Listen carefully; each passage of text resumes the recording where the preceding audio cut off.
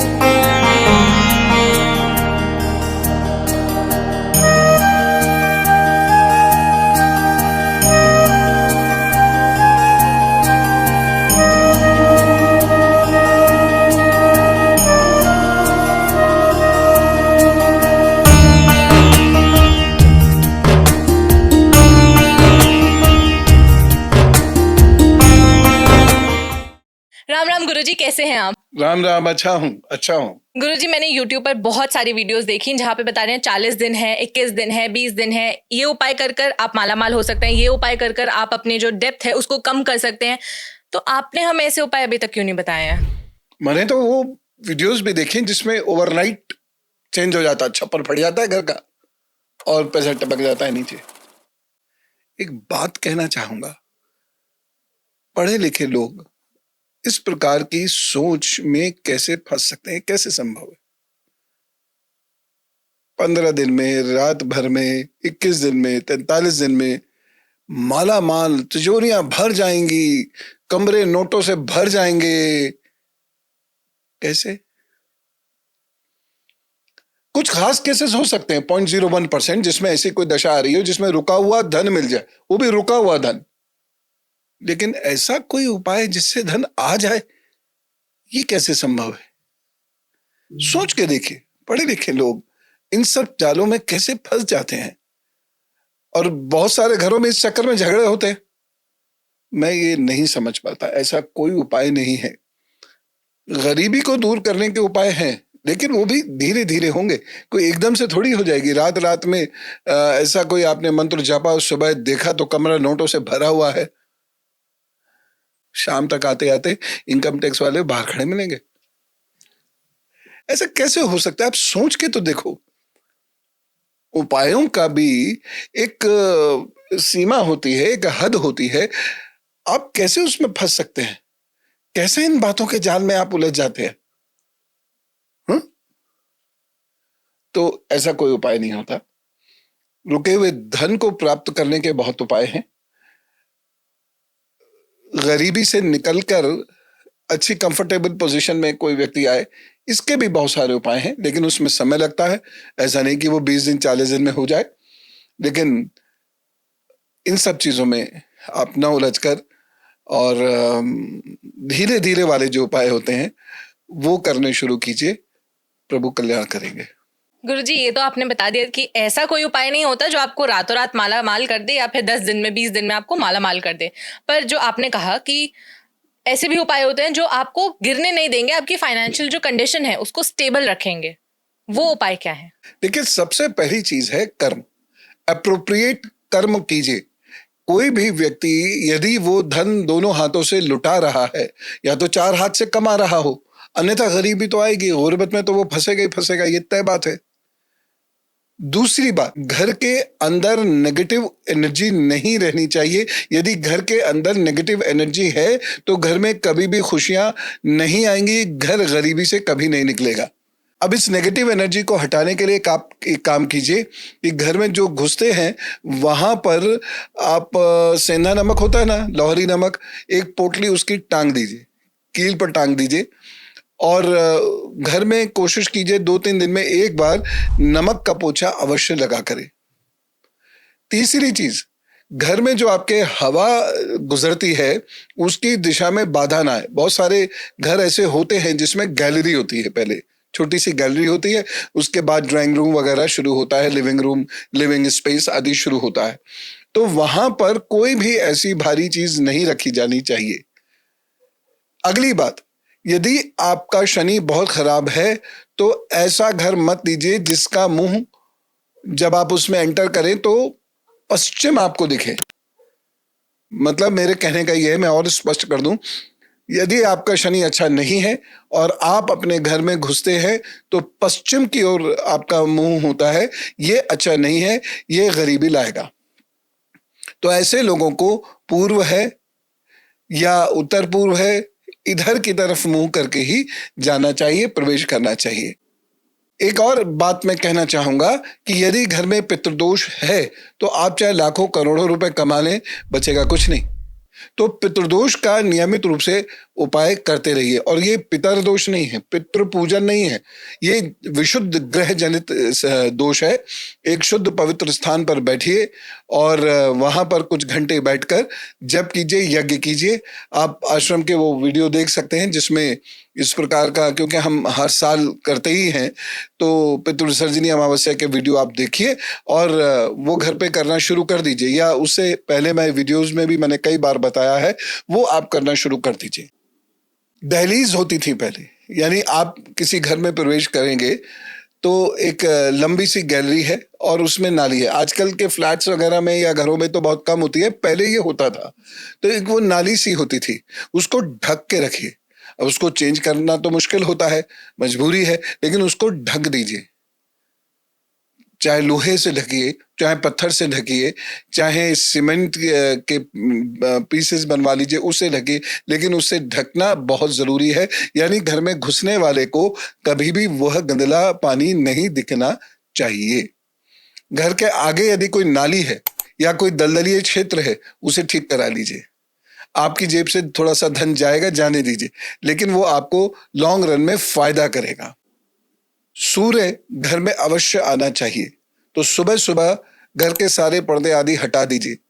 और अगर सूर्य नहीं भी आ रहा है तो या तो घर आप बदल सकते हैं, अगर बदल नहीं सकते, क्योंकि ये कोई बहुत सरल काम तो है नहीं घर में चेंज कर लेना, या घर को या अपने छोड़कर किराए के घर में चले जाना, ये कोई सरल काम तो नहीं है।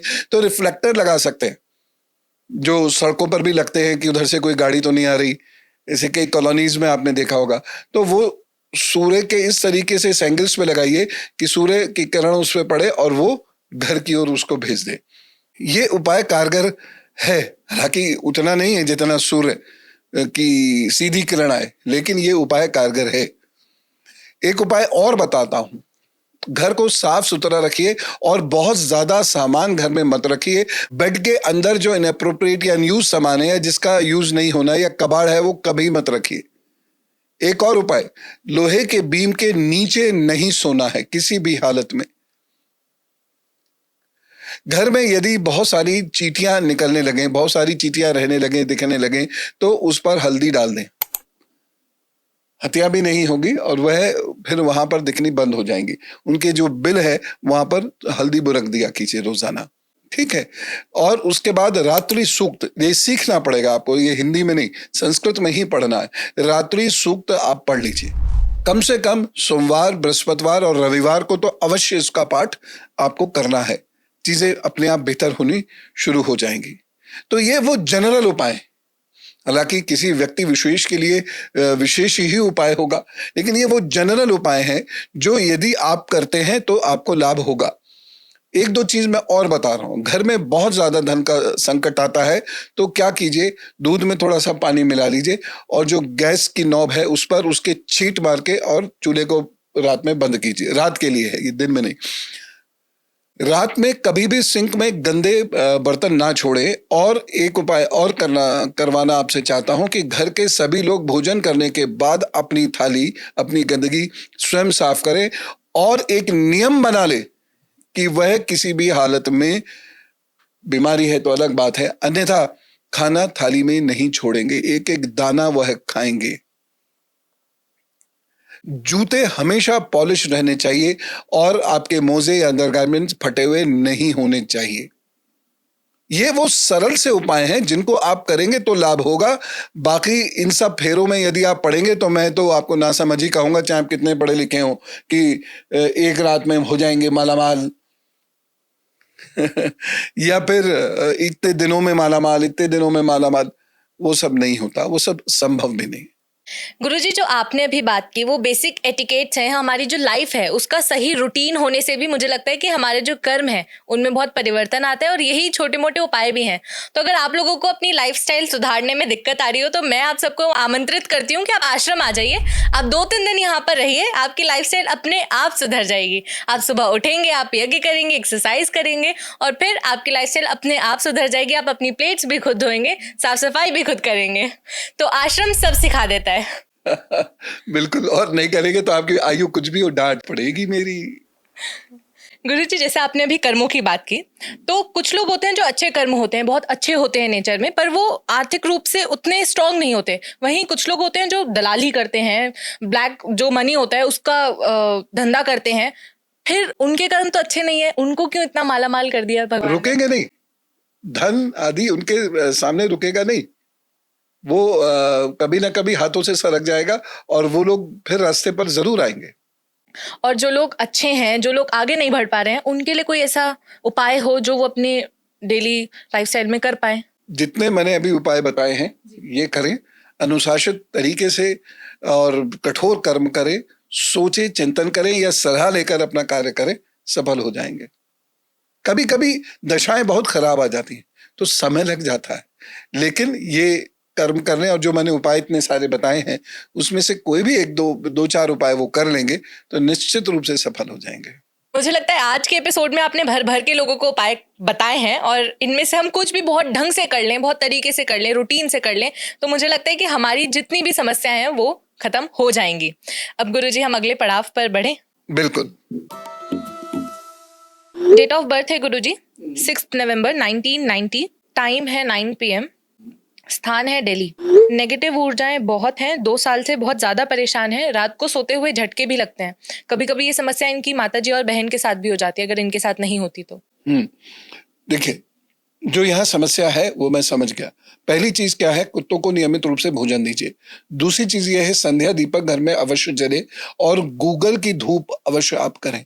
गूगल समझते होंगे, गूगल, हाँ, तो गाय के बने हुए उपले ले लीजिए छोटे से, उस पर थोड़ा कपूर डाल के, घी डाल के उसे प्रज्वलित कीजिए और उसमें गूगल जलाइए और पूरे घर में उसे घुमाइए, करीब 7-8 मिनट 10 मिनट तक उसे घुमाइए। और उसके बाद रात में एक दीपक, चाहे तिल के तेल का हो, सरसों के तेल का हो, घी का हो, जैसा आप अफोर्ड कर सकें, वह अपनी पूजा में दीपक प्रज्वलित करके और फिर सोने जाइए। धीरे धीरे धीरे धीरे ये सब चीजें ठीक हो जाएंगी। एक काम और करना है, सोने से पहले पैर धोने, लेकिन अच्छे से पोंछ कर ही बिस्तर पे जाना है। बस ये काम कीजिए और हिम्मत रखिए, सब ठीक होगा। अगला प्रश्न है 18 अक्टूबर 2002, समय है 11:30 AM, स्थान है मथुरा। पिताजी काम नहीं करते अभी, दादा दादी के पास ही हैं, वो टॉर्चर भी करते हैं, करियर के लिए गाइडेंस चाहते हैं साथ में। देखिए, करियर आपका 2026 से बेहतर होना शुरू होगा और उसके बाद आपके आर्थिक संकट दूर होंगे। तब तक शांति रखिए, धैर्य रखिए, अपने व्यापार आपको आगे जाके करना है उसको सीखिए, और नौकरी थोड़े दिन जरूर कीजिएगा, 3 से 4 साल तक उसको अच्छे से सीखिए। टेक्निकल हैंड हैं आप, उसको अच्छे से सीखिए, केमिकल्स के बिजनेस को अच्छे से सीखिए, कुछ दिन नौकरी करके फिर बिजनेस में आइए। आपकी किस्मत में धन योग ठीक ठाक है, इसलिए ज्यादा चिंता करने की जरूरत नहीं है। पिताजी नहीं करते तो नहीं करते हैं, और जो एक बच्चा काम नहीं करता, माता पिता तो देखिए उसको डांटते ही हैं। अब आप चाहे उसे बेइज्जती समझे या सामान्य डांट समझे, लेकिन वो तो होगा ही होगा। उसे नेचुरल प्रोसेस में लें और अपने ऊपर फोकस करें। अब ये समझ लीजिए, आप अगले अर्निंग मेंबर हैं घर के। जी।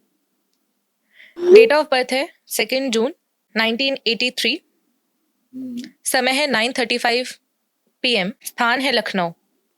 जीवन का उद्देश्य सबसे पहले जो लोग इतना गंभीर प्रश्न करते हैं, मैं उनको हृदय से साधुवाद देता हूं, क्योंकि ये सबके दिमाग में बात नहीं आती। लोग अपना खाते कमाते, संतान आदि बढ़ाते हैं और निकल लेते हैं, लेकिन जीवन का उद्देश्य, ये पूछने वाला व्यक्ति कोई साधारण सोच का नहीं होता। तपस्या कीजिए, थोड़ा अध्यात्म की ओर ज्यादा जाइए, धर्मशास्त्र पढ़िए और नित्य प्रतिदिन आप ध्यान कीजिए। शुरुआत 10 मिनट से कीजिए, फिर बढ़ाते चले जाइए, अपने आप वो बढ़ती चली जाएगी। और उसके बाद आप बृहस्पतिवार के दिन गौ माता की सेवा कीजिएगा या विद्वजनों की या बुजुर्गों की सेवा कीजिएगा। ठीक है, बस इतना सा कीजिए। यही आपके जीवन का उद्देश्य है कि ऐसा समझ लीजिए, पहले हम ऋषि थे या पहले हम बड़े आध्यात्मिक विद्वान हुआ करते थे और उसके बाद खुद ही हमने उस विद्या का नाश कर दिया और अब पुनः उस विद्या को कमाना है, तो वो कमाना शुरू कीजिए, प्रभु जरूर कृपा करेंगे। जी गुरुजी, अगला प्रश्न है, डेट ऑफ बर्थ है 3 दिसंबर 1983, समय है 5:25 AM, स्थान है जोधपुर। पिछले 5 साल से फाइनेंशियल लाइफ में भी बहुत इश्यूज हैं, हेल्थ में भी इश्यूज हैं और मैरिज लाइफ में भी इश्यूज हैं। अब सुसाइड करने का विचार आता है। कैसी बात करते हैं, क्या को सुसाइड करेंगे? आपको हक है अपने आप को मारने का? बिल्कुल भी नहीं है ना? आप मुनि थोड़ी हो गए हैं। ये सब चीजें मत सोचिए, मैं आपको उपाय बता रहा हूं, वो उपाय कीजिए, आपको लाभ होगा।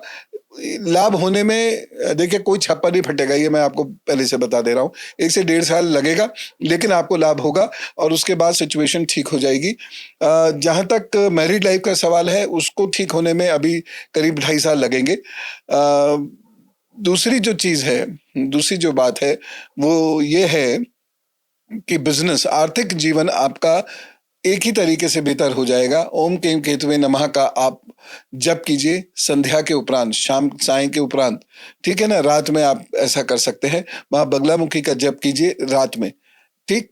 अगर आपने ये निभा लिया तो आप ये समझिए 2025 से थोड़ी थोड़ी तरक्की शुरू हो जाएगी, जो 26 तक आते आते अच्छी खासी हो जाएगी। तो कहीं ना कहीं मन में कुछ परेशानियां तो रहेंगी, लेकिन आप बहुत सारी चीजें जब छोड़कर आगे बढ़ेंगे, जो आपको परेशान करती हैं ऐसी बातें छोड़कर आगे बढ़ेंगे, आर्थिक संकट से जब निकलेंगे, तो आपके अंदर आत्मबल आएगा, कॉन्फिडेंस आएगा और उसके बाद फिर आप जय जय हो जाएगी। तो आप ज्यादा टेंशन न लें, बहुत भावुक होकर चलने की जरूरत नहीं है, थोड़ा प्रैक्टिकल रहिएगा। एक लोहे का छल्ला अपनी मध्यमा में पहनने, हाथ कोई भी हो सकता है। दिन रहेगा शनिवार, शनिवार की सुबह सूर्योदय से पूर्व ऐसा कर लें, अथवा संध्या में जब सूर्य अस्ताचल की ओर चले जाते हैं तब ऐसा कर रहे हैं। प्रभु कल्याण करेंगे, आप पर कृपा करेंगे। बहुत बहुत धन्यवाद गुरुजी। अब पेरेंटिंग टिप की तरफ बढ़ते हैं और उन पेरेंट्स के बारे में बताइए जो लाइफ निकाल देते हैं अपने बच्चों के लिए, पैसा कमाने में, पैसा जुटाने में, और बच्चों पर ध्यान भी नहीं देते हैं। मैं इस बात को बहुत ज्यादा नहीं मानता। मैं ये कहता हूं कि सभी पेरेंट्स को अपने बच्चों को उनके पैरों पर खड़ा करना है और बहुत ज्यादा मदद नहीं करिए। हमारे यहाँ का सिस्टम ऐसा है, जब तक बच्चे के बच्चा ना हो जाए तब तक माता पिता जुटे रहते हैं। उनकी अपनी तपस्या कहते तो रहेंगे कि पूजा नहीं हो रही, पाठ नहीं हो रहा, तप नहीं हो रहा, जप नहीं हो रहा, ध्यान नहीं हो रहा, लेकिन फंसे घर गृहस्थी में रहते हैं और कोई जबरदस्ती नहीं फंसाता उनको, वो खुद ही फंसे रहते हैं। यहां मैं वेस्टर्न सिस्टम की प्रशंसा करूंगा। वो कहते हैं कि जाइए कुछ घंटे काम कीजिए। वहां राष्ट्रपति ओबामा हो या कोई और हो, उनके बच्चे भी लाइन में लग के काम करते हैं और इससे उनमें कॉन्फिडेंस भी आता है और साथ ही साथ पैसे को किस तरीके से संभाल के रखना है ये भी आता है। तो अपने बच्चे से कहिए, और कुछ नहीं तो ट्यूशन पढ़ाए, लेकिन थोड़ा ही सही, चाहे 500, 1000 रुपए, 2000 रुपए ही अर्न करे, लेकिन वो अर्न करे, ये ध्यान रखिएगा। और उससे काम लिया कीजिए, किचन से ये ले आओ, जब वो छोटा हो किचन से ये ले आओ, जैसे जैसे बड़ा हो बाजार से ये ले आओ, ऐसे कर लो वैसे कर लो।